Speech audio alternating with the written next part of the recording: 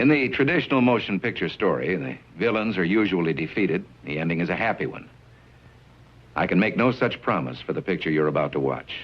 The story isn't over. You and the audience are part of the conflict. More human beings were slaughtered in the 20th century than in all previous centuries combined.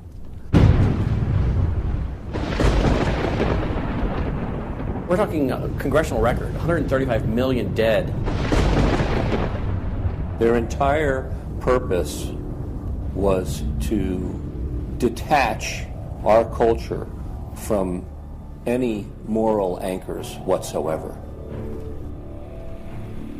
You look at the changes in America since 1960, perhaps. The whole culture's been transformed. They're coming out of the belief that the village should raise the child. The village means the government. They have deliberately destroyed the American family, understanding that's the foundational block that builds a society. We've come from Norman Rockwell's America to Hugh Hefner's America. If we lose the Judeo-Christian framework, we're lost forever.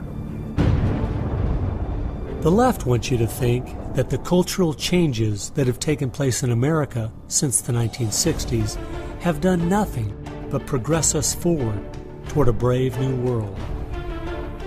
They look at what holds society together, they understand it, but they don't want that. They want change, and they will subvert and rot every good and decent thing we believe in, because they have a vision for a new society, and that must mean the replacement of the old society.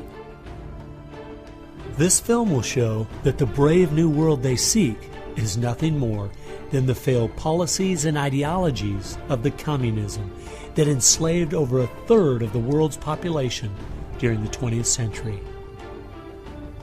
It will show that most people on the left aren't communist, just the useful idiots Lenin spoke of, being used to promote a socialist agenda, which is the first and necessary step toward communism. They basically try to say that the state itself is ultimate, that there's nothing, no law higher than the state, and if there's no law higher than the state, there's no appeal against it. History has proven beyond any doubt that the free enterprise that freedom produces provides more for anyone willing to work than any other system. So why would the left still be pushing their socialist agenda on us? I mean, it's really just microwave communism. There's only two possibilities.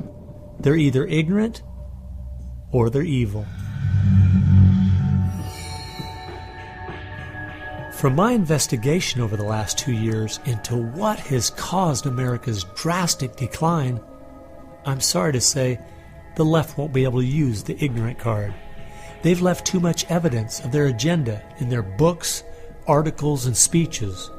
No, America has an enemy that is getting very close to accomplishing its plan of destroying the greatest country in all world history. Once people figure it out, they're going to do what people everywhere do. They're going to start protesting, and they're going to start revolting. And when that happens, that's when the powers that be feel threatened, and they use the power that they have.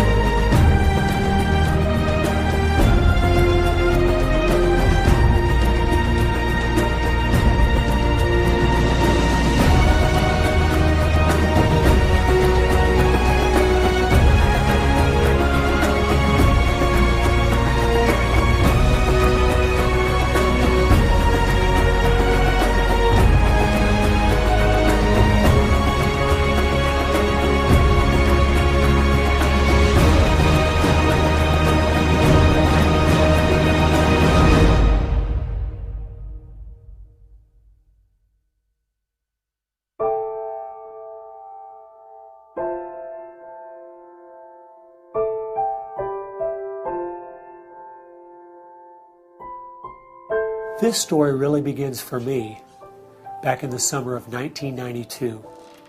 I got a phone call from an older gentleman I knew who was a writer, and he asked me if I'd go attend a meeting for him at the University of California, Berkeley. He told me that the Communist Party USA had recently split over differences of how to best take America down. Some were wanting to still work toward a violent revolution, while others were wanting to focus their efforts on using public policy to subvert America from the inside. He was curious what they had to say. I mean, after all, the Berlin Wall had just come down, the Soviet Union had dissolved, and the whole world was saying communism is dead. So why were they meeting, and what were they up to? I was in graduate school at the time, and the whole idea of slipping in undercover into a communist meeting sounded pretty neat, so I decided to go.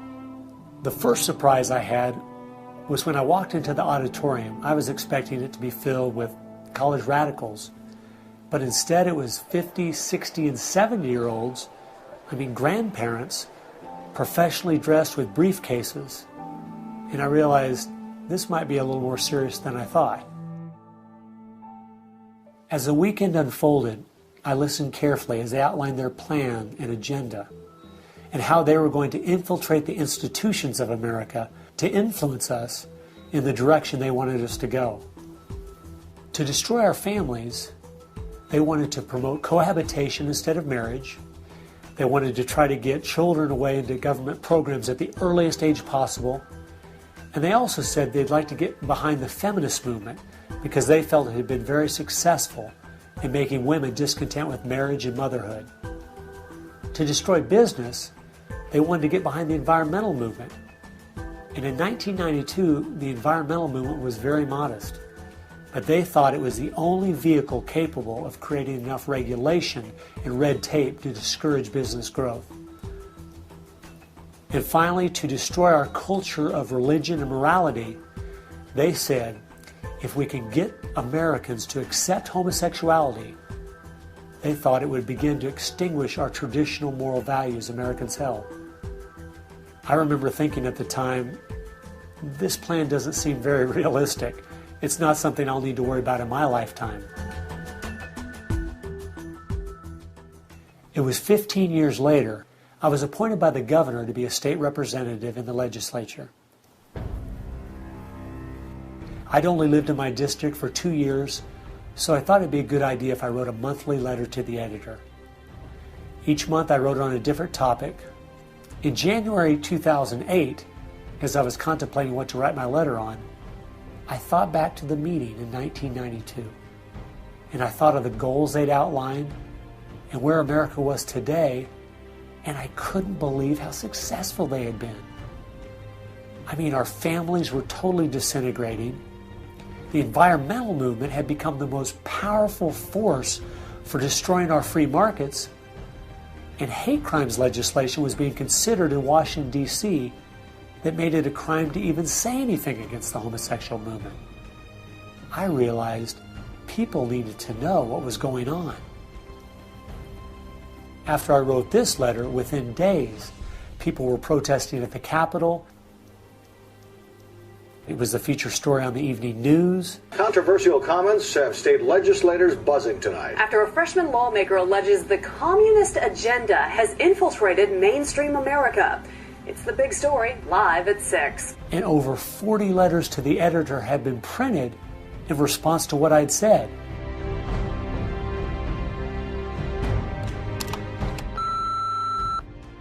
Hey, I just wanted to give you support on your newspaper article. Don't let them grind you down. Bye. I realized then I'd hit on something. One of the letters written in my defense stated that a book from 1958 had outlined a similar agenda. And this got my attention. The book was The Naked Communist by Cleon Skousen, who had been a former FBI agent. And inside the book it documented 45 current communist goals from 1958. And as I slowly read through the list, seeing how specific their agenda had been to subvert us on the inside, I couldn't believe it.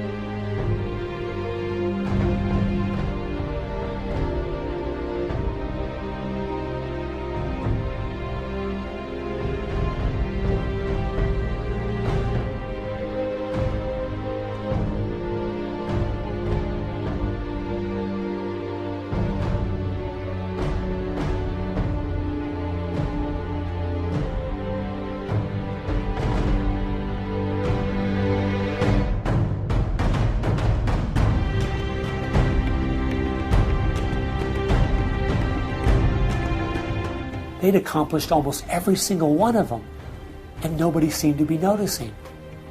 For at least the last 50 years, they'd been working actively behind the scenes, in the shadows, trying to move our people and our culture in a direction that was designed to destroy us.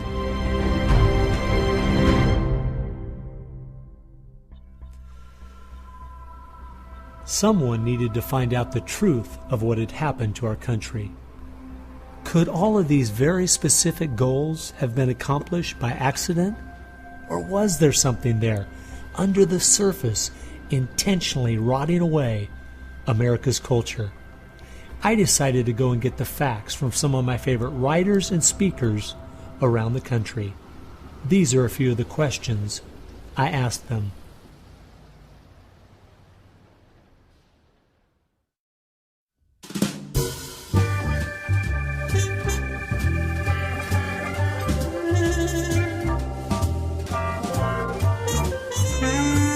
The common myth is that communism is dead, but there are more Communist Party members in the world today than there ever have been. One of the things the communists are doing worldwide is not using that name. And so what we have is people with some of the same ideas masquerading in the United States under a variety of names. They're even trying to get away from the word liberal to describe them, and they're trying to call themselves progressives. If you go to the American Communist Party website, all of the programs and policies they support are progressive. So progressives are anything from a hardcore liberal to a communist to a socialist. They all call themselves progressives, and they all have broadly the same values and work together. J. Edgar Hoover is called the masters of deceit. And a good magician raves one hand in the air while he's doing his dirty work with the other hand. And while everybody's saying communism has died, they moved through much of Africa.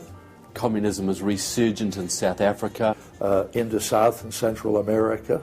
Right now, 6 countries in Latin America are now communistic. We have communist China. We have Cuba, North Korea. We have Vietnam. It still dominates behind the scene in Russia. It's still very strong in Eastern Europe. It is strong in the EU. It is strong in virtually every country in the world. Whittaker Chambers said, the communism succeeds because most people that promote communist causes are not communist. The useful idiots, that Lenin called them, it gives it an air of legitimacy it would never have if it was identified with communists and communism. So why has it been so easy for them to get people on the left who aren't communists to push forward their agenda? Once I looked at the political scale, it all started to make sense. On the far left, you have 100% government, and on the far right, zero government. Anarchy is no government and doesn't make sense at all. On the far left, you have socialism, communism, and Nazism, all systems that have a socialist form of government with only slight variances between them. Traditionally, Republicans were slightly to the right of center, and Democrats were slightly to the left. In recent years, though, through the radical influence of the media, Hollywood, and the multitude of Marxist professors in our universities, both parties have slid to the left, with the Democrats going so far they have openly joined hand in hand with the radicals. That's why they all work together. All the groups on the left now have the same goal, a socialist America. I thought we were over communism. I thought, okay, we won that battle. The Berlin Wall came down. Ronald Reagan won the day. We've got to look and see how he fought this, because we're fighting it again on American soil. Not hostilely attacking us like we feared in the Cold War. It is from within. And it has no opposition. None. And that's the frightening thing.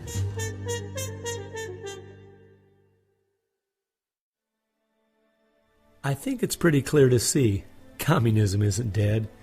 They now disguise it by calling it different names, but the ideas behind it are alive and well. Almost 1.5 billion people still live in openly communistic countries. But unfortunately, most of us in America who are under the age of 50 have no idea what communism means to the people who live under it. So my next question was, what's so bad about communism?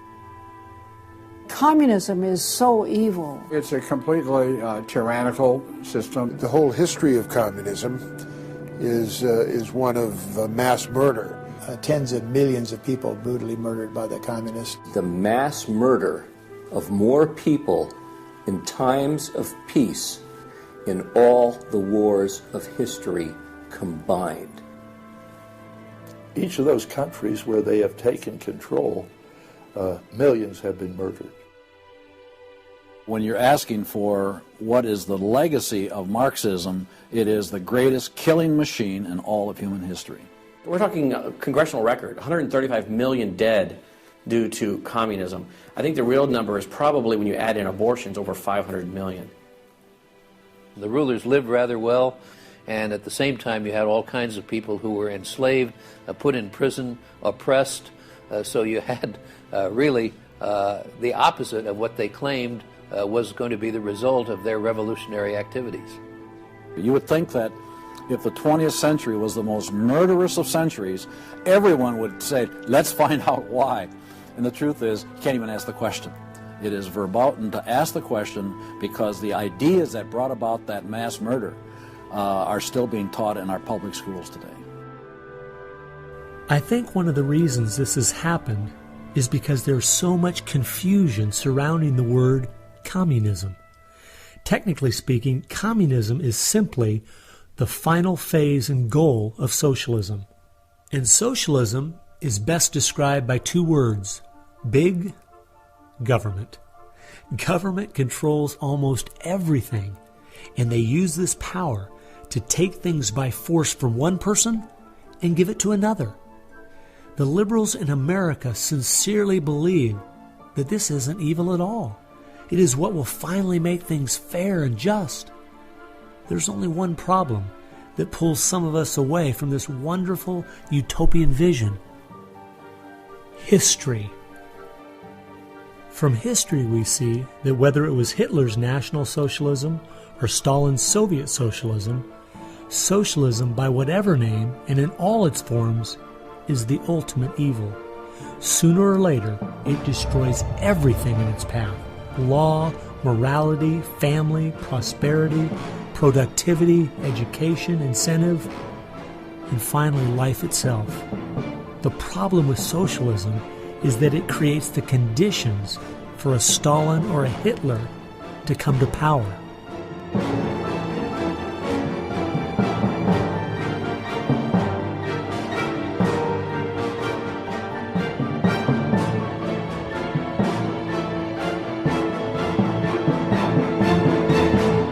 And that's why communism has such relevance today.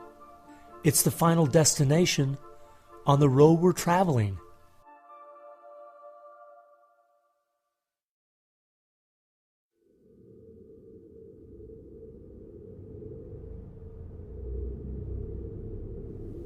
Friedrich Nietzsche tried to convince the world that God was dead.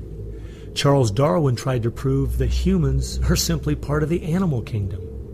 And Karl Marx realized that the philosophies of Nietzsche and Darwin would legitimize his own philosophy of communism. He knew their ideas would justify the brutality and slaughter that would be necessary to implement communism worldwide.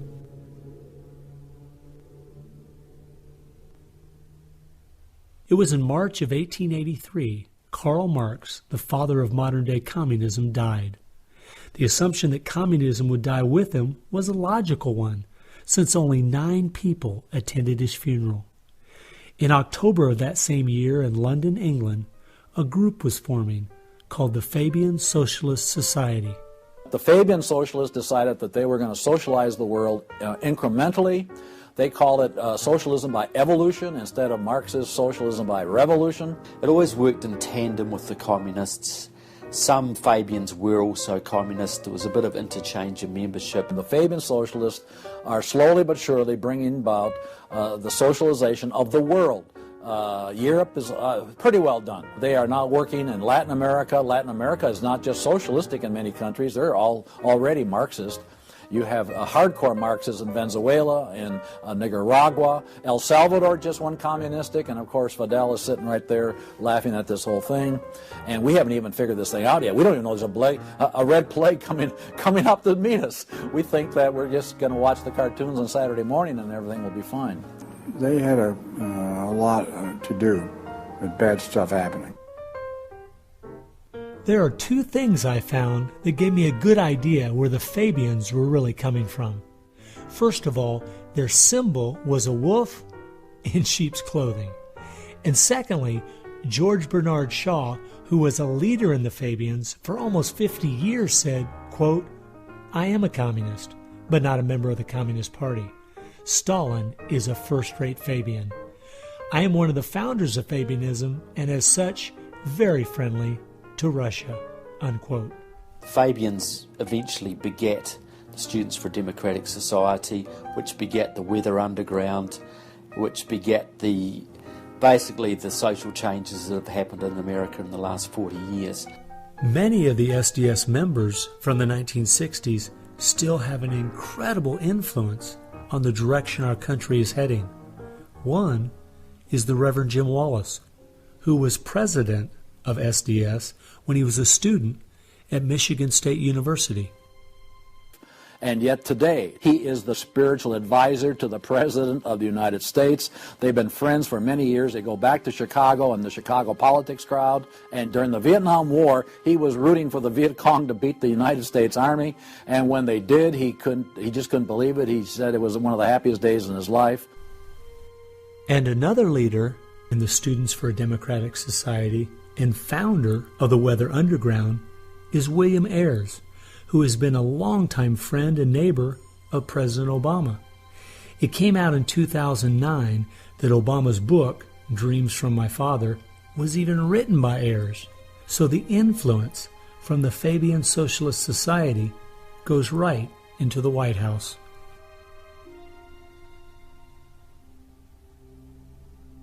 The next group I found that has seriously impacted America's culture is the Frankfurt School. The Frankfurt School was a sort of an outpost in America of European socialism. Willy Munzenberg, with a few other Bolsheviks, founded the Frankfurt School. The two leading members are Herbert Marcuse and Franz Neumann. Franz Neumann was, in fact, a Soviet agent. Their entire purpose was to stand the entire educational system of the West, and the United States in particular, on its head. Bertrand Russell, who worked with the Frankfurt School, said, "By using psychological techniques to teach the children, we will be able to produce, quote, an unshakable conviction that snow is black," unquote. They established a school here. With the help of John Dewey. He helps bring these German intellectuals to America in 1933, drop them down at Princeton, Berkeley, Brandeis, to go after education and media. Included in those goals were the teaching of homosexuality and sexuality to children, the promotion of excessive drinking, and destruction of religion in the United States. That was a big one. And they basically started the social rot. Willy Munzenberg said, "We are going to make the West so corrupt it stinks." I love spending time with my family, July 4th, baseball, and apple pie, and my mind can't even comprehend that there were groups of intellectuals back in the 1930s plotting and planning how they could make America so corrupt it stinks. There are certain lines and certain limits, and the left has always pushed it as hard as they can, as far as they can, and will protect any pornographer, any deviant, any any negative cultural form they can find, basically to degrade the culture. And that goes right along with the feminism of today, which was part of the Frankfurt School's desire to destroy a patriarchal society for a matriarchal society. In other words, remove the father as the loving provider, discipliner, discipler, leader of his home, where you instill virtues and integrity and modesty. That's been broken down on purpose because they knew if they could destroy the family, they could destroy a nation. And instead of having a father who leads and disciples and protects the home and provides for the family, the government steps in as a nanny state. The Frankfurt School developed the concept of cultural Marxism. Penetrate the culture, take it over, and then everything else will follow. And of course they did that, and today we've had a complete cultural revolution. As many people in America are familiar with the phrase "make love, not war," that actually came from Herbert Marcuse, who was with the Frankfurt School. So these guys went after education, they went for media, and they've been very successful in changing the entire worldview of Americans through what they call political correctness, but it's really cultural Marxism, with the goal being to destroy Christianity, then create chaos, and then move to their ultimate goal, which is from cultural Marxism to traditional Marxism, which is socialism. Most of the strategy to remake America from within started with Antonio Gramsci, who wrote over 2,000 pages back in the 1930s outlining how to take a Judeo-Christian culture down from the inside. The plan he suggested has been the main focus of the left ever since. Antonio Gramsci was a neo-Marxist philosopher. Antonio Gramsci was an Italian communist. Antonio Gramsci is probably the biggest troublemaker in the world. He's probably got more responsibility for our social ills than anybody else on the planet. He knew of the importance of undermining the morals in the character of this country. Because America had a strong Christian heritage, you had to attack the culture. You had to change the culture. Even to pornography, into areas that most people normally wouldn't accept. He said that we're going to destroy the West by destroying its culture. We're going to infiltrate and we're going to turn their music, their art, and their literature against them. That means that you penetrate the universities, you write the books, the novels, the poetry, the music, the book reviews. And once you control the culture, then you can sort of shape the thought of rising generations. He differed with Marx. Instead of, for example, destroying the church and the other basic institutions, he said infiltrate them and use them to change the culture. What Gramsci had to say was that this is the way that government is perpetuated and society is perpetuated is through these churches, because they set the standards, they set the framework of the way people live, of rules, how a family should be structured. He didn't want a revolution on the streets that would be overturned by the police the next day. He wanted to change society over the long term so that we'd have a revolution without us even realizing it, basically. And the communists have been very effective in promoting their ideology in Hollywood, in the mass media. And I think he was quite right. I think that's exactly what has happened. I think that's the way it's worked. I think it's working that way now. And that's where a lot of these people come from. And that's been the big success story of communism in the last 50 years. It's the professors, it's the educationalists, it's the journalists. They are the shock troops, the Gramscian shock troops of the future. And one of Gramsci's all-star disciples, Saul Alinsky, became one of the most influential radicals of the 1960s. Well, Saul Alinsky was a prominent radical in 1930 Chicago. He worked closely with the Communist Party. He used to go down and train at the rifle range with Leon Dupre, who was later a mentor of Barack Obama. And they used to train to shoot because they knew the revolution was just around the corner. But that didn't come, so he got a bit more subtle. Well, Saul Alinsky called for a community organizer to stir things up, to create agitation. In fact, he said, you'll be accused of being an agitator, and that's exactly what you are. He wanted the haves and have-nots fighting with each other. It wasn't until I was watching an old film from World War II that I realized what the left has been doing in America to pit the poor against the rich, blacks against whites and the young against the old, is the same tactic Hitler used to disunify Germany. You see, they knew that they were not strong enough to conquer a unified country. So they split Germany into small groups. They used prejudice as a practical weapon to cripple the nation. Remember that when you hear this kind of talk. Somebody's going to get something out of it, and it isn't going to be you. And they use the conflict as justification for more government to stop the chaos. So they create the chaos, and then they step in as a solution to the chaos. And as Francis Schaeffer said, once this chaos comes, most people will willingly give over to an authoritarianism because they don't want the chaos. His book was kind of the field manual, if you will, for these activist organizations. Which President Obama studied and taught at a workshop for 4 years in Chicago as a community organizer for ACORN. As I was reading through Rules for Radicals to see where he was coming from, I just happened to take a look at the dedication in the front of the book. And this is what I saw. Quote, "Lest we forget at least an over-the-shoulder acknowledgement to the very first radical, the first radical known to man who rebelled against the establishment and did it so effectively that he at least won his own kingdom. Lucifer." Unquote. Saul Alinsky from Antonio Gramsci has had an incredible amount of influence on our president and on our society, and he dedicates his book openly to Lucifer, Satan. I think that says more about where their ideas and plans are based than anything else. You asked what Saul Alinsky's impact is on the leftist movement today, and it basically defines it. It defines it. Saul Alinsky took the best of Gramsci and the best of the Fabian socialist ideas, combined, repackaged, and sold them to the 60s radicals. After studying Alinsky, Richard Cloward and his wife, Frances Fox Piven, came up with what is today known as the Cloward-Piven strategy. Now, their idea was basically that to destroy society or destroy capitalism per se, they needed to overload the system.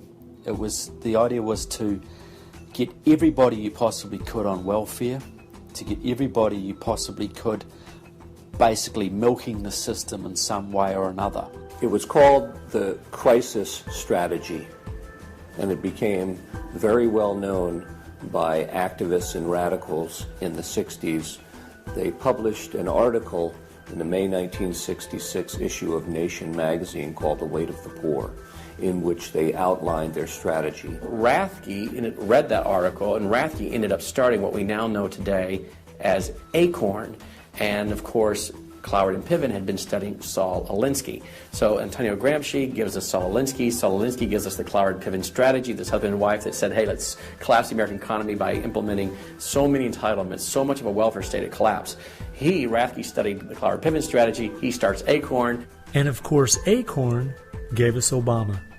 And to show what a small world it is, Wade Rathke, who started ACORN, was the draft resistance organizer for SDS, the group the Fabians started.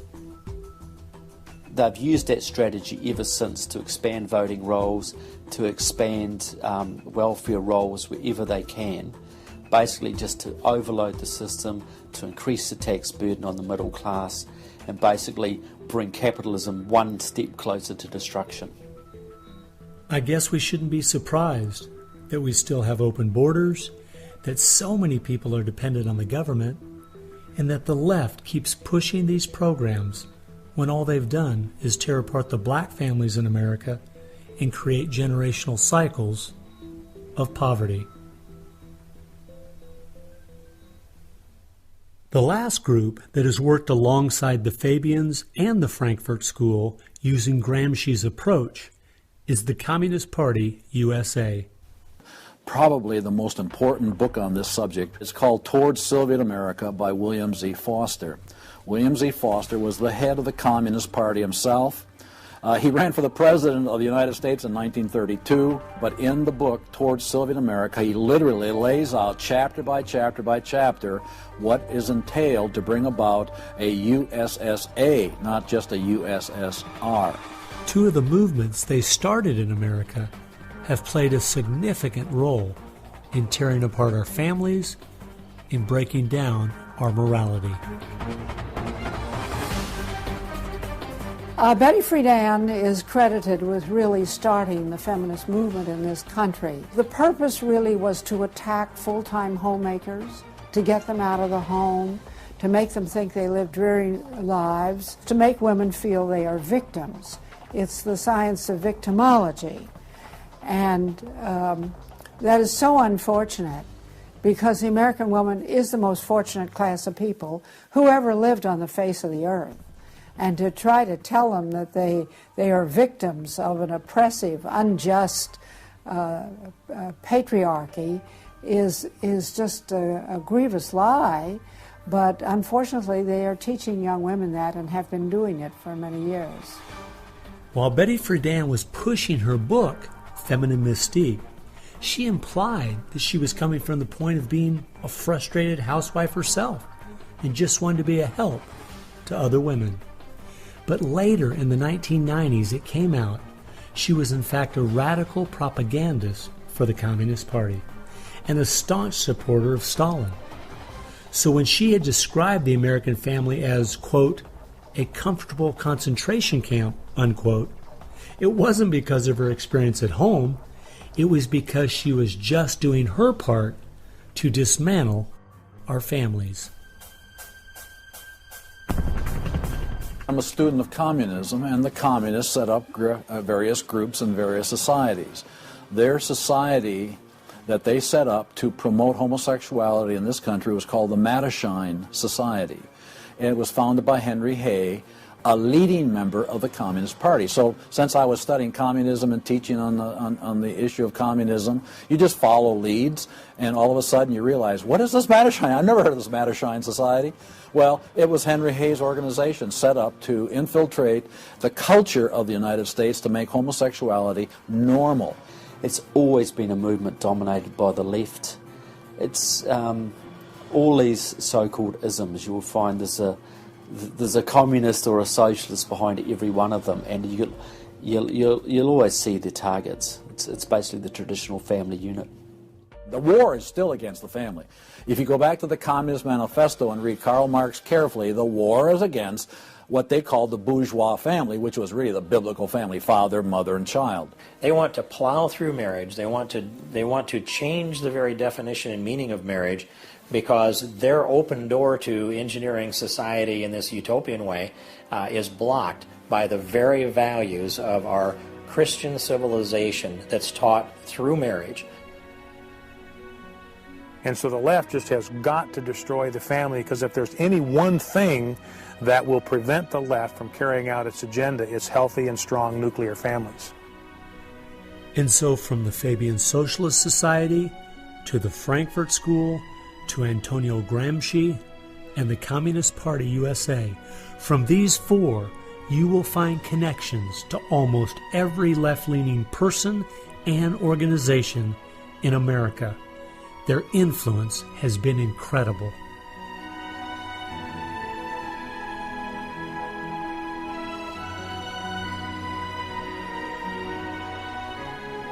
It was in the 1960s all the groups on the left seemed to realize Antonio Gramsci was right.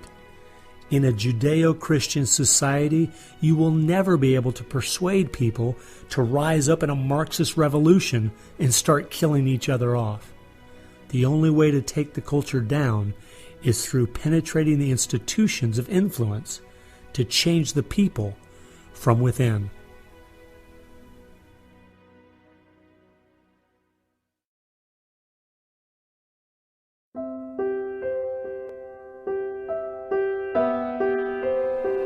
I guess the biggest surprise I had while studying these four groups was seeing that a large part of their agenda was trying to make us an immoral people.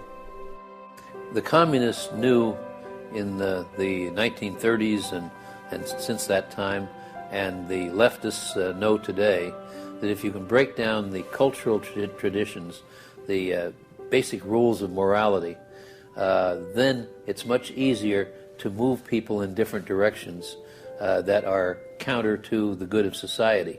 They recognize that it's all part of the same fabric. Their ideologies all work together to break down families, to break down the sanctity of human life, the value of human life, to break down the idea that there is a God that we are accountable to. They essentially are validating the Judeo-Christian worldview by the very things they attack.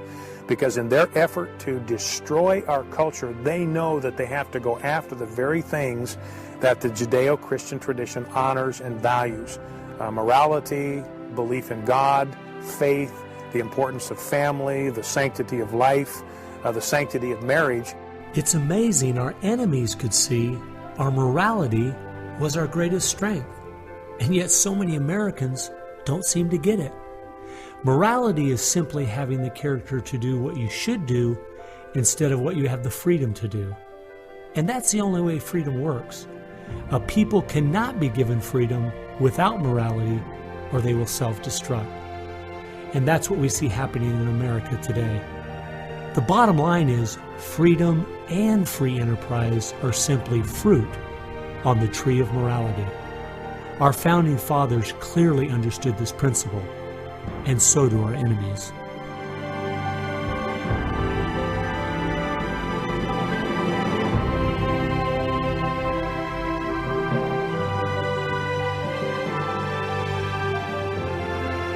There is an important fact we need to face. If we had Ronald Reagan as president, low taxes, and a strong national defense, the ship certainly wouldn't be sinking as fast as it is now, but it would still be sinking. A booming economy doesn't take care of the major problems we face. 50% of all marriages end in divorce. 40% of all children born out of wedlock. Over 3,000 women a day aborting their babies. 19 million new cases each year of sexually transmitted diseases. Schools that teach the children everything is relative. There is no right or wrong.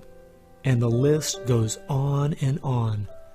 I recently read in our local paper that over the last 12 months, almost 7% of all high school students in my state tried to commit suicide. Our society is falling apart, whether we want to admit it or not.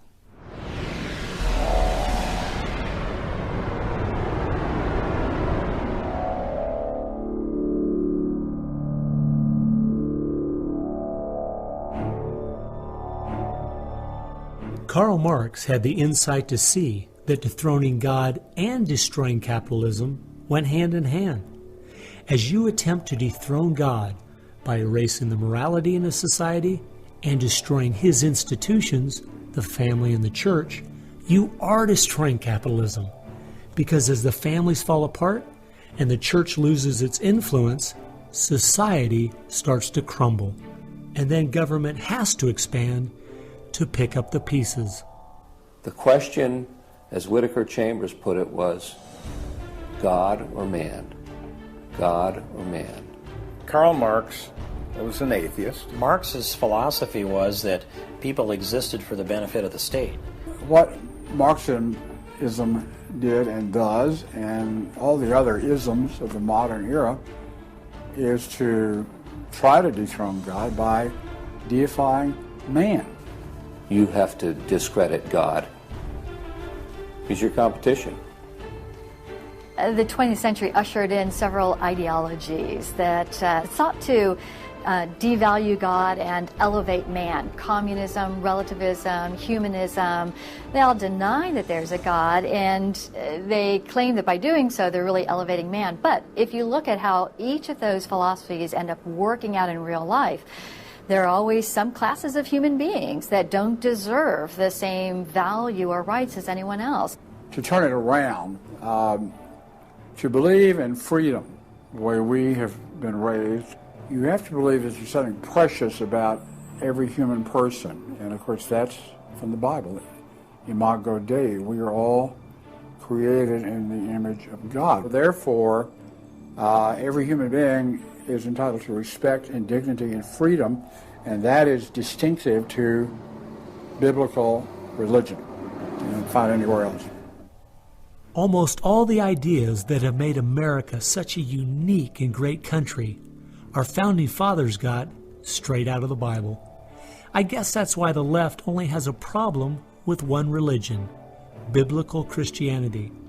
They never complain about separation of church and state when it comes to Islam, Buddhism, Hinduism, or any of the other religions. In fact, a couple years ago, the Dalai Lama came to my town, and during the school day, at taxpayers' expense, thousands of our local school children were bussed in to hear him talk. I wonder if they would ever do that for someone like Billy Graham. No, they must destroy the Bible's influence in America so they can step in with big government in its place. It's an age-old question. Are we going to believe in God, or are we going to play God ourselves? Essentially, for the left, the choice that they see very clearly is people are going to depend upon God or they are going to depend upon government. They want people to depend upon government, so they have to destroy faith in God. At its core, it's a rebellion against God and God's laws. And that's what the battle is about. That's what the assault is on. That's why Christianity is a target. And that's why we saw the gulags in the Soviet Union. We saw the concentration camps in Nazi Germany. And all the ideologies that elevate man end up devaluing certain human beings. Dictators of the left, Hitler, Stalin, Mao, Castro, and all the others, always have come to power by acting like they're going to change things to make it better for the people. Yet history has shown us the devastating results that have happened every single time. There is no example in history of big government that didn't abuse its power over the people. But people who have believed in the God of the Bible and that our rights are a gift from Him to everyone have always stood up for the preciousness of every human life. You look at those who have fought for true human rights throughout the ages, and it's those that do have a strong faith in God, those who fought against slavery, and those now today who are fighting for the sanctity of human life. Like the Declaration says, we hold these truths to be self-evident, all men are created equal. Aristotle didn't believe that. He said, no, some people are born to be slaves, and some other people are born to rule over them. And the reason that you and I know different, and it's not because we're smarter than Aristotle, he was a smart man. But we have something he didn't have. We have the Bible. And so, therefore, that's where we get these ideas. And from pagan antiquity or neo-paganism or all the modernisms, you get the opposite. After studying this topic for the last 2 years and reading literally hundreds of their books and articles and speeches, I've come to the conclusion, whether the left knows it or not, their plans and goals can all be summed up very simply. They are at war with God. A people that are moral and believe their rights come from God would not only never want what they're selling, but would also never need it. And they know that.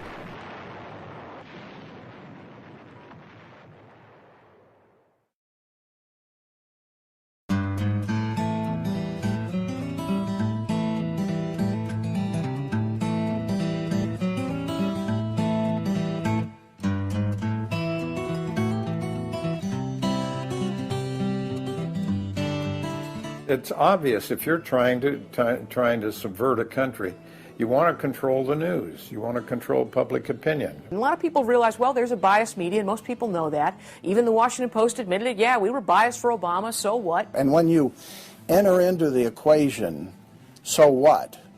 That means the biases, the opinions of the reporters enter into what is news. They decide whether you have a right to know. It's no longer a bias. They turn from just political bias to activism.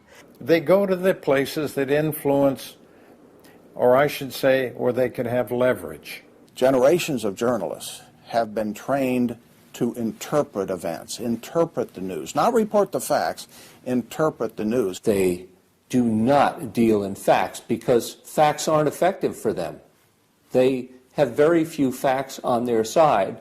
They've gone into and penetrated these major areas to where they can influence it in the direction they want to go. We've seen a massive shift away from old-fashioned objective news reporting to what he called interpretive reporting, what others call advocacy journalism. And it's advocacy for a cause. And as a result, we have a news media in the United States that is extremely liberal at the present time. Which was a major, major goal, to control not merely the newsprint, but the television media and Hollywood. Stalin said himself, if I could control Hollywood, I could rule the world.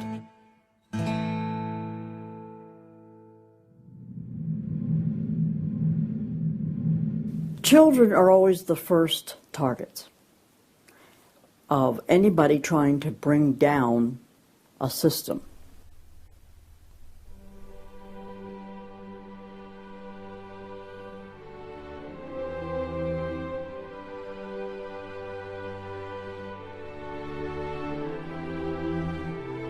John Dewey is believed to be the most influential man in the whole area of public education.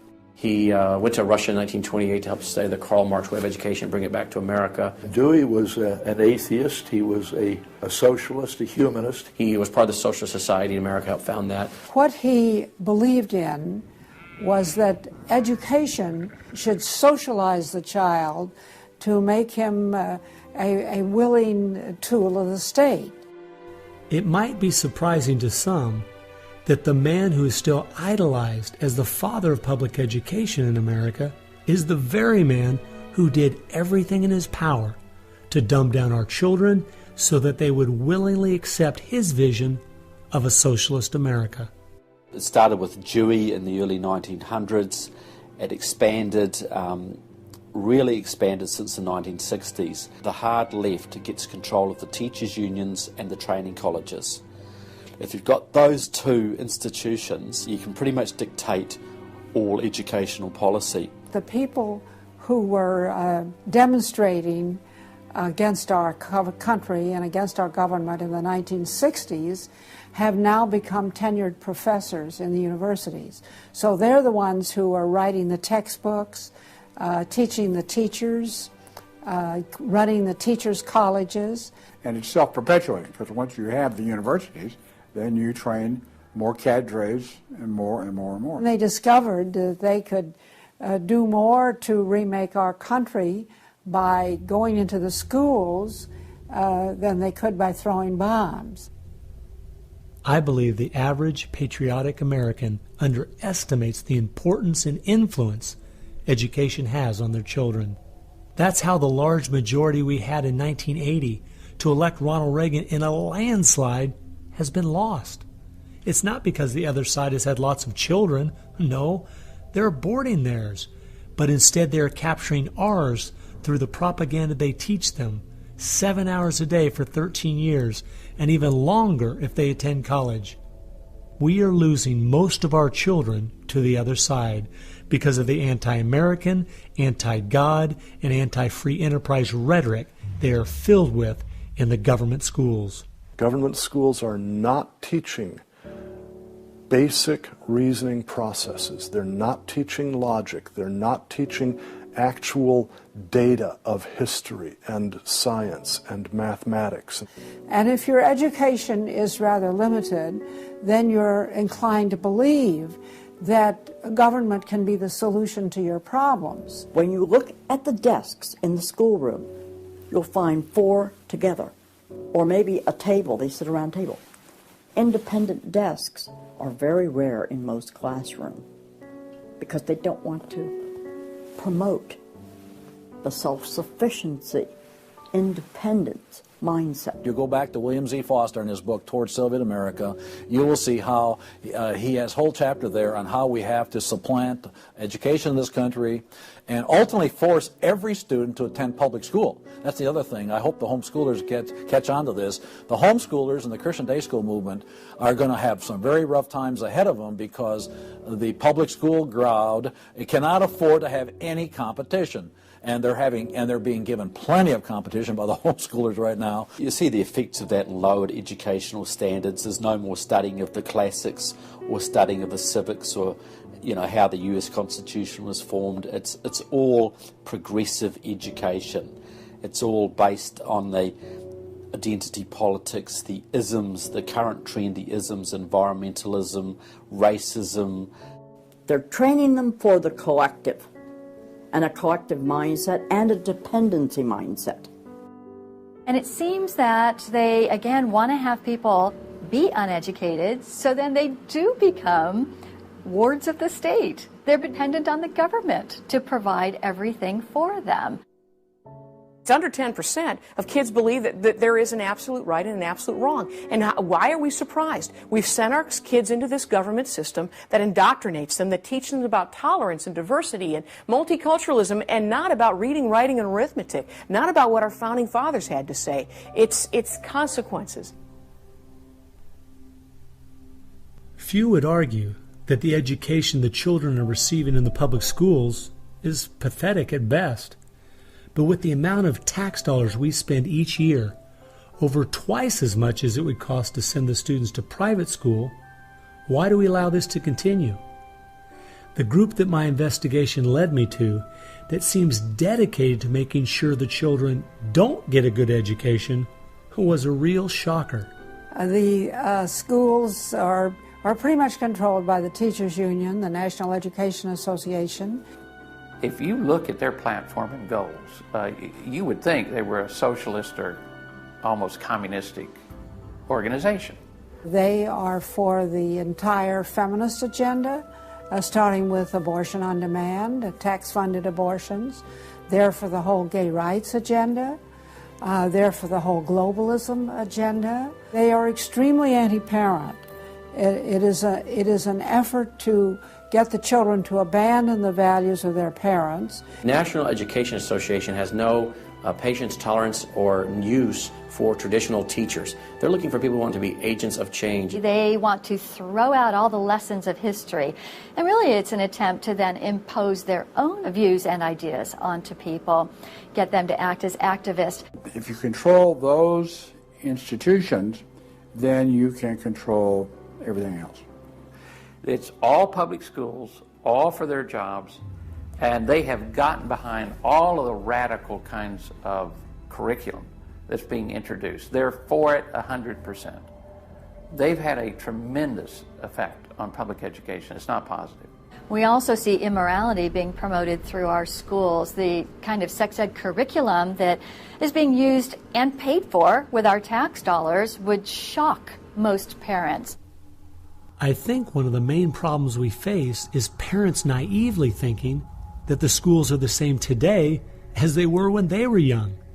They don't realize there is a battle going on in this country for the hearts and minds of our children. The game is between 15 and 25 years of age. That's the whole game. If you're over 25, the chances are they're going to put a few pennies towards you to corrupt you. But their game right now is to corrupt the 15 to 25-year-olds or less. And right now they're down in the first grade with Heather Has Two Mommies, Daddy's Roommate, Gay Pride Parade, and now by 8th grade they'll pass out condoms in school colors because that's so patriotic.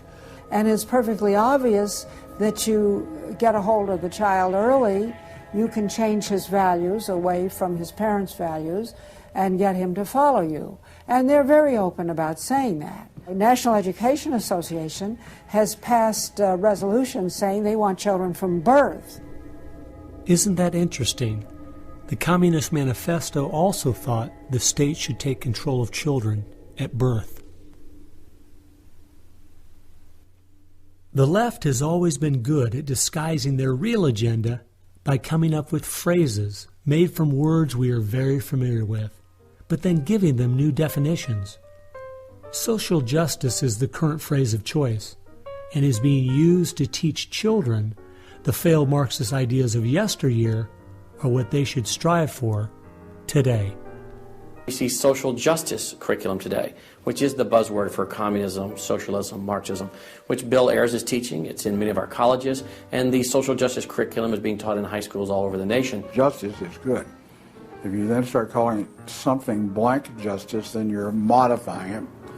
And what it really means is, I think, taking from one group of people and giving to another group. So I would call it socialism. And it's used to break down the differences between the way things are done and the way it should be done. So when they're teaching social justice in the schools, they're not talking about free enterprise and capitalism and individual self-responsibility, all the things that made America great. They're talking about the things that made Europe and the Soviet Union and China so bad. The longer we allow our schools to teach the children that America has so many faults it's not worth saving, instead of the fact that even with its faults, it is the greatest country that has ever existed, the less chance we have of ever turning our people back from the dead-end road we're currently on, a road that promises to give us a perfect world if we'll only give up our sovereignty and our freedom. You're going to find more and more of the following. This is now called a world pledge. We no longer want the Pledge of Allegiance to the flag of the United States of America because that is considered nationalistic. And of course the socialists, communists, and the Marxists and the extreme left wing in the country want nothing to do with it. I pledge allegiance to the world, to care for earth, sea, and air, to honor every living thing with peace and justice everywhere. This came out, first of all, in Superior, Wisconsin. So Superior, Wisconsin was their guinea pig, and there was very little said against it, and so it would then go to the next and the next and the next, and before long you'll have the whole school system standing up saying, I pledge allegiance to the world instead of I pledge allegiance to the U.S. The public schools right now, if you'll read Towards Soviet America, have nearly accepted every item that William Z. Foster said we needed to place into the public school curriculum. And we're seeing the results, you know. People are not as informed as they once were. They think in different ways, and they think in the way that the left intends them to think. Antonio Gramsci realized that if you can take over the institutions in a culture, you will be able to use those to influence society to create the socialist man you want. I think the most brilliant part of his plan was that he realized you could not only create a man that wanted big government to take care of him cradle to grave, but, and this is the genius of Gramsci, you could create a man that needed big government to take care of him cradle to grave. A man so dumbed down and so minimized in society, he wouldn't have the intellect or character to take care of himself. The reason this is so deadly for America is that once we have a certain percentage of the population in that category, our limited constitutional form of government is no longer possible because too many people won't be able to exist in that framework. We are approaching that tipping point rapidly.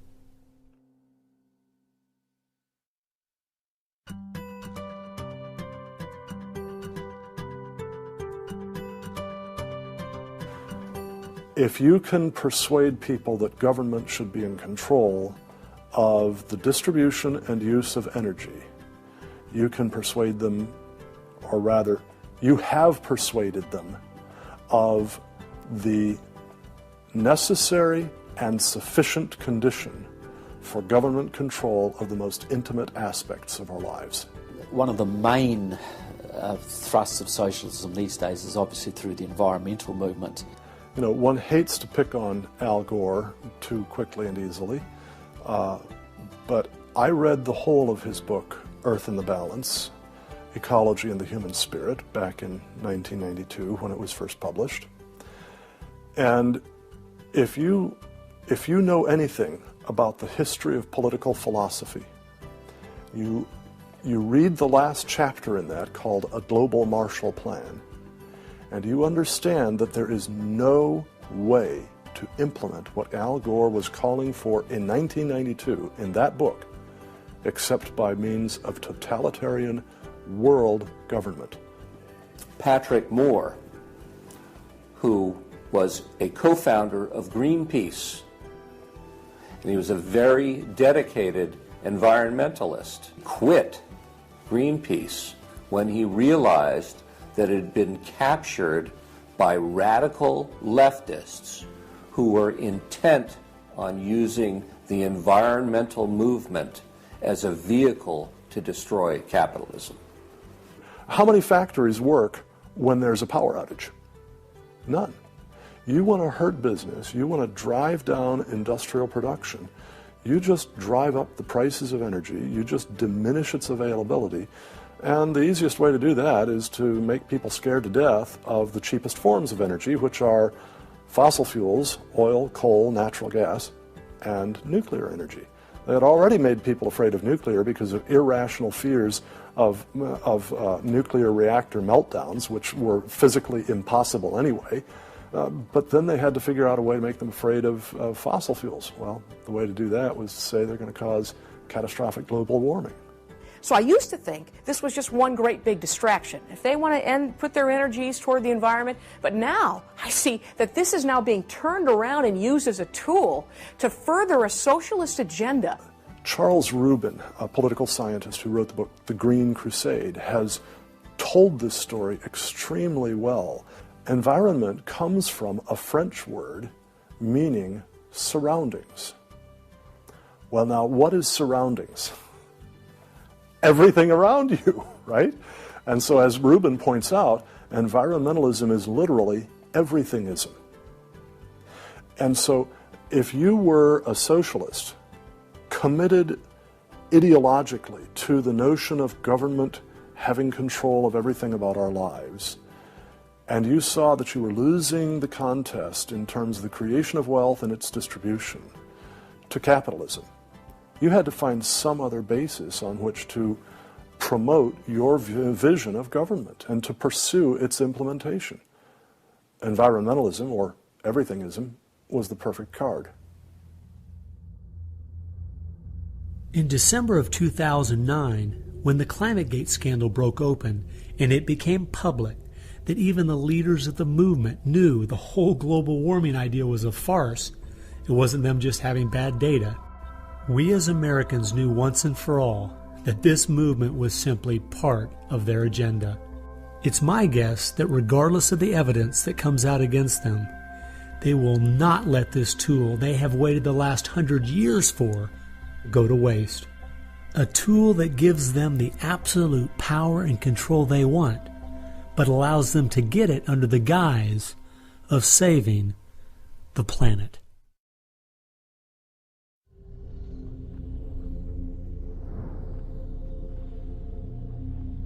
He was born of left-wing parents. He was mentored as a young man by a Communist Party member called Frank Marshall Davis. Now, Davis joined the Communist Party in Chicago, and he was very well connected there. So young Obama eventually wound up in Chicago, and he started working with the very same people that had been working with his friend Frank Marshall Davis. All of his associations have been with people that are way left of center, hardcore left. And he's doing nothing more than what is predictable based upon that background. The nicest word for his agenda is the socialist agenda, and we could go on down the line of the other descriptors of the types of an economy and a society that he's building. He's all the things that Gramsci wanted to use for social change. Yeah, he's the epitome of the movement. If you think there's no way that so few could be so effective, consider this.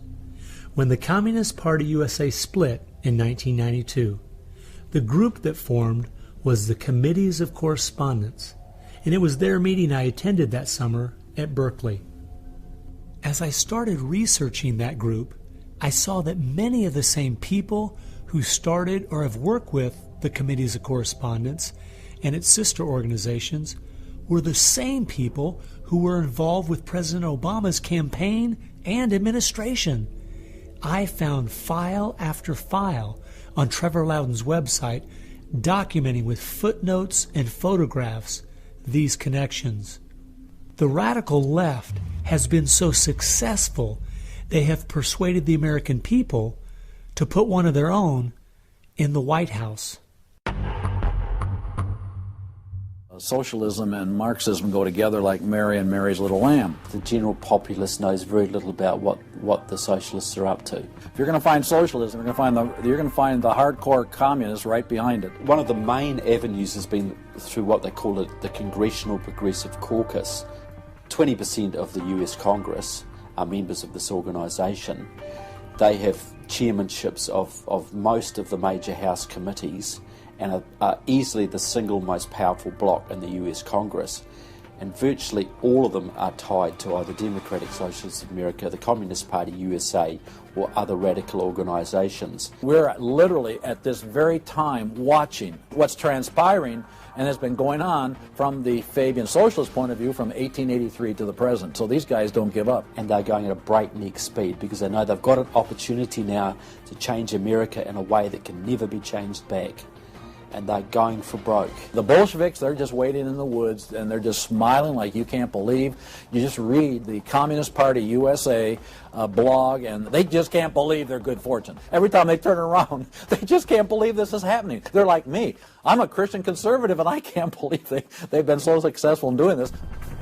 The left has started multitudes of foundations and nonprofit organizations, many of which are using our tax dollars to grind America down.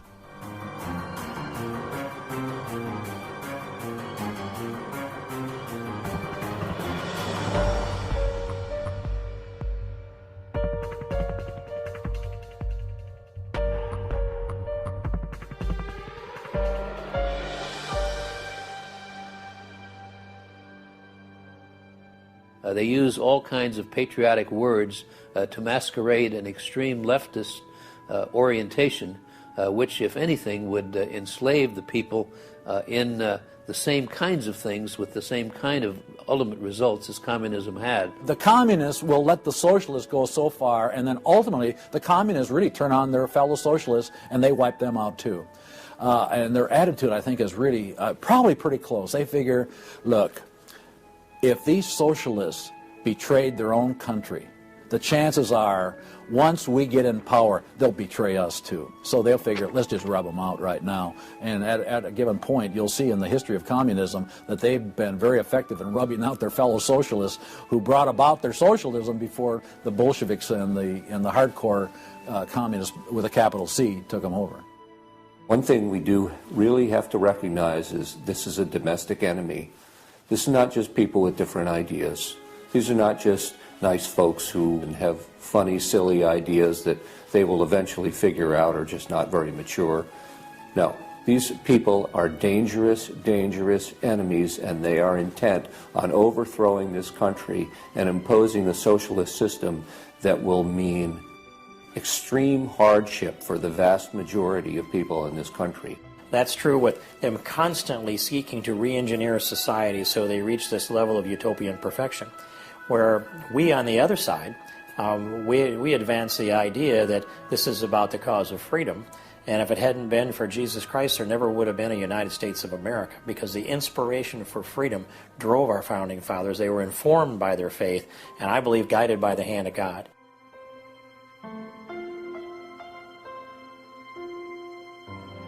No. No. Perhaps treacherously close. It is never over until it's over.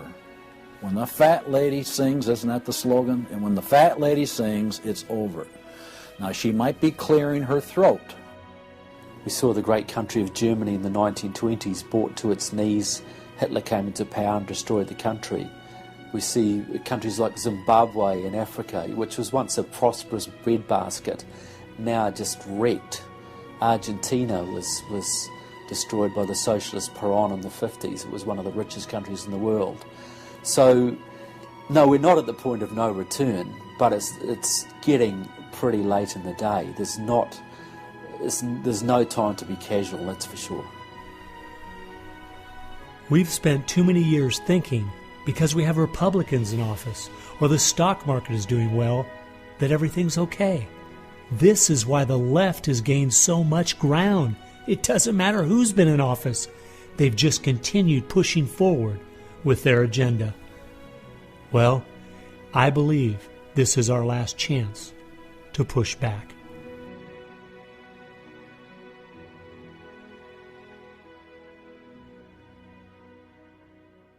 If people are looking for something to do, we have our work cut out for us. I believe one of the things that we can do that will have a profound impact in changing America is praying. Well, as soon as we get off our knees, we need to get on our feet. Become educated about what's going on in the country. Spend time reading, understand their philosophy and their goals. They have to master this documentary. They have to go over it a dozen times.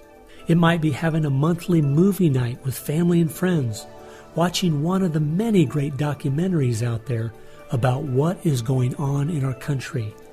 One of the things that I think people in the United States who believe in our country, believe in our values, can do, quite frankly, is stand up for those values, to make their views known. And there's times that you got to speak up, and you've got to call things what they are. We need to be willing to be criticized and to not be silent because of the criticism. It was Martin Luther who said, if we're faithful on all battlefronts besides, it's precisely where the battle's the hottest, then we're traitors to the cause. I like the quote by Abraham Lincoln, who said that silence makes cowards out of the best of men. And we got a lot of people that need to be speaking up right now. We have an obligation to speak the truth about the policies that are taking us 180 degrees from God's will. Expand within your church. Expand within the people you have contact. Bring them up to speed and knowledge on what's going on. We need to organize those around us by simply mobilizing the unique groups of people we are in contact with and being their source of information. We can have an extraordinary effect. Lenin said that the organized minority will beat the disorganized majority every time. Why should we be buying products from companies that are going to fund organizations that attack our values? They need to be really smart in using the mass media. They might want to blog. Using the power of YouTube and that sort of thing to educate as many people as possible. A good YouTube video can reach millions of people. And if Susan Boyle can do it, why can't we? If you do the right kinds of things on YouTube that are creative and do them frequently, you can drive a message through society, influencing millions at almost no cost. We need to be the people who graciously but consistently make contact. And express to those folks we elected what we want them to do, and what we believe in, what we think is right. And if they don't follow those things, then we need to make efforts to get them out and get other people in that will. Pick the good ones and stick to them. Don't waste your time on people who won't stand up for their country. All the others are making contact. The people who really want to honor America need to make contact. We also need to be influencing our own families. We've got to teach our own children and grandchildren the difference between truth and error, why they believe the things they do, and the true source of America's greatness. If what we're talking about is true, the most important thing we can do is protect our young, because that is where all of this is leading. They need to get that younger generation under their belt. And more parents are going to have to say, they're just going to have to sacrifice and take responsibility for their kids' education, because that's really where it starts, to impart that belief. The Southern Baptists, we're seeing that 85% of their kids, after they get out of their home, are essentially rejecting their faith, rejecting what they were taught.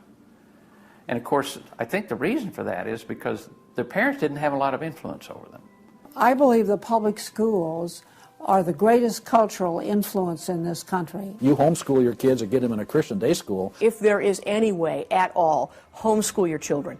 Homeschoolers out-test everybody. Our children need to be taught from Scripture a properly biblical worldview. That requires time. It requires effort. It requires purpose. Our minds should be the sharpest minds in the world. We need to work within our family to educate our children on what kind of country they live in and build their faith, and then get involved. The left has been working for decades to push us away from God and His laws, and we need to be willing to sacrifice whatever it takes to turn our country back to Him. Throughout our history as Americans, though, there has always been a great price to be paid for preserving, protecting, and defending this great land. The people who built America paid a great price. The people who went to war for our nation, boy, did they pay a price. And one of the American values was, we will pay a price for what is right. We will give of ourselves, even if it requires the giving of our lives. That was an American value.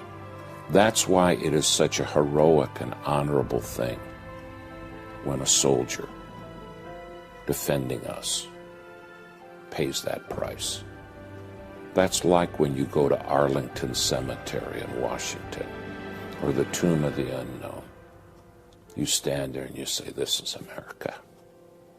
We were the people who so believed in these values that it's an honor to stand for, even if it can cost you your very life.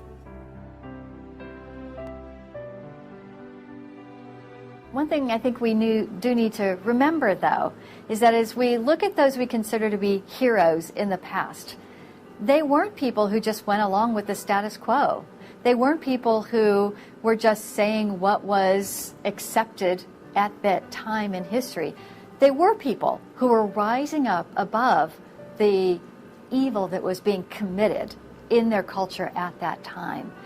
That's why they were heroes, because they weren't like everyone else. Never, ever lose sight of the power of one individual American. They can have an unbelievable magnifying effect just by the very fact they make up their mind to do so. The hope is in this, as Francis Schaeffer said, that as the dull ache of the human soul can no longer be filled with material prosperity, people are going to turn to spiritualism, whether it be pagan spirituality or biblical Christianity. We know, according to the Denver Post, June of 2008, pagan spirituality is doubling in America every 18 months. So we better get out there, because I'll tell you, pagan spirituality and Christianity will both get you to God, but one will get you there as your judge, as your Savior. If we humble ourselves, we fall to our knees, if we seek His face, we pray, and we turn from our wicked ways, then we have a chance for God to hear from heaven, to forgive our sins, and heal our land. And if we are being judged, then we need to use this as an opportunity to show people that this judgment in this life is nothing compared to the judgment that's to come, that's eternal, and really make them understand the importance of fleeing God's wrath by accepting Him, repenting of their sins through faith and repentance. I believe that's the only chance, the only hope we have as a nation. Hope is not found in rhetoric. Hope is found in God, the God of creation. And you know what? Our founders were in covenant with that God. You need a dedicated, informed, praying Christian making things happen and being determined to do so.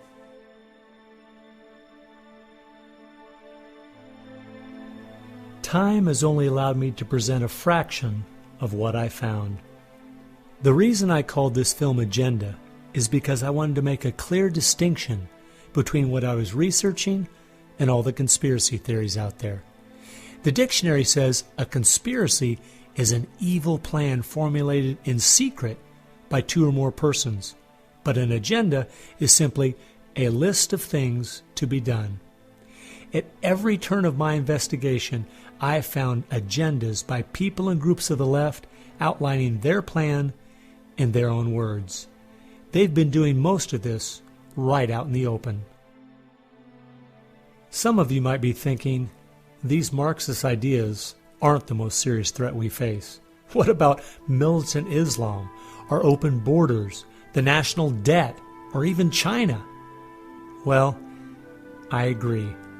America is facing so many serious threats right now. But the reason I believe this is the most dire is because it's destroying us on the inside. Through the political correctness and dumbing down, it's causing us to lose our ability to call evil evil and stand against it. I fear for our country If we go along business as usual, not informed, not aware of what's going on, then the very small minority that have a plan and are great at organizing the uninformed and misguided will make sure their plan is carried out. I hope you realize it won't just be your children and grandchildren that pay the horrific price of living in the society they're trying to create. No, it will be far worse than that. Every time a civilization goes down or a country goes down militarily or economically, somebody else fills the gap. Now, if you look around the world now, it's going to be China, which is massively arming. You've got Russia, which is becoming increasingly belligerent. You've got the radical Islamic world, which works hand in glove with the Russians and the Chinese all the time. You've got a virtually red Latin America. You've got a neutral socialist Europe. So America hasn't got a lot of friends left in the world. Now, that's just not going to affect America. That's going to affect every single remaining country in the free world. Who's going to stand up to China if America doesn't? Who's going to stand up to the Russians? Is Europe going to do it? Australia, New Zealand, Canada?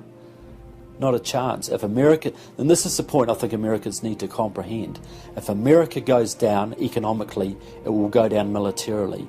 If America goes down militarily, we all go down. The free world is finished, and it will be finished for a very, very long time.